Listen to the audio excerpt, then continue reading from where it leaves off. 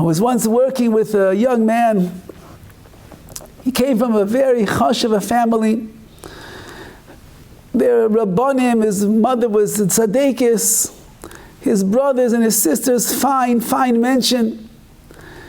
And he ran into some spiritual dilemmas in his post-based midrash years. Around this time, we're talking about 20-something years old.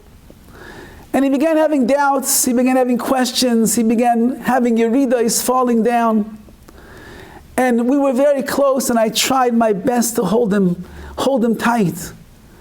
But it was going down and down and down and down until finally, I'm not sure how much he was keeping any more of any mitzvahs at all.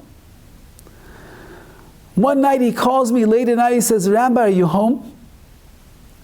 I said, yes. He said, I'm going to meet you in your driveway in about a minute.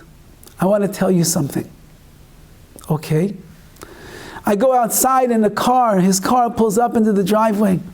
He jumps out of the car and he says, I'm done. I said, what, you're done with dinner? What are you done with? I'm done.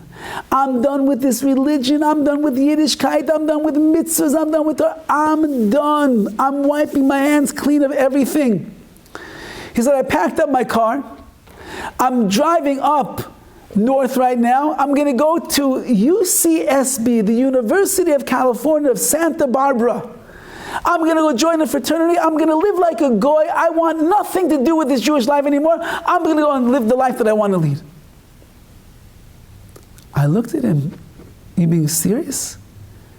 He said, yeah, I'm being serious. Look. And I look in the back seat of his car, piled with belongings, suitcases and clothing and shoes. You name it, it's all there.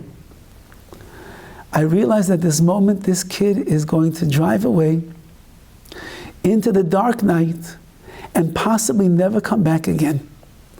I began davening in my head. I said, please Hashem, tell me what to say to him. I opened my mouth and I said, you're done with everything? Everything, he says.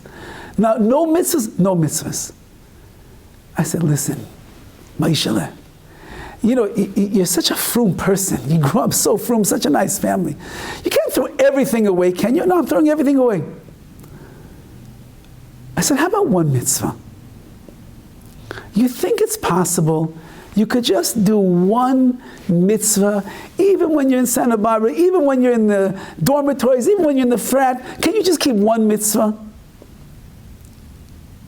So he thinks for a few moments, and he says, okay, one mitzvah, I could keep one mitzvah. What should I keep, Rabbi? I began davening to Hashem, tell me the right mitzvah. And I looked at him and I said, how about tefillin?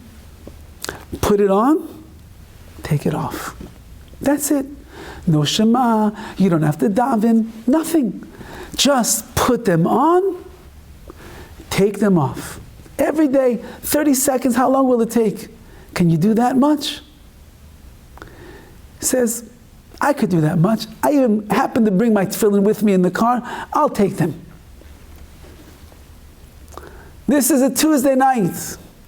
It's now about 11:30 midnight. He drives off and he's heading off to Santa Barbara, and I'm davening, Ribono Shel Olam, please help this kid. On Wednesday night, the next night around 11:30 p.m., I get a phone call. Moishele, yes.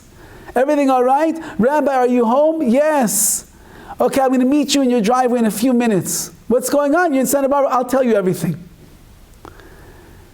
I meet him in my driveway. The car comes pulling up. He jumps out of the car and he says, I can't.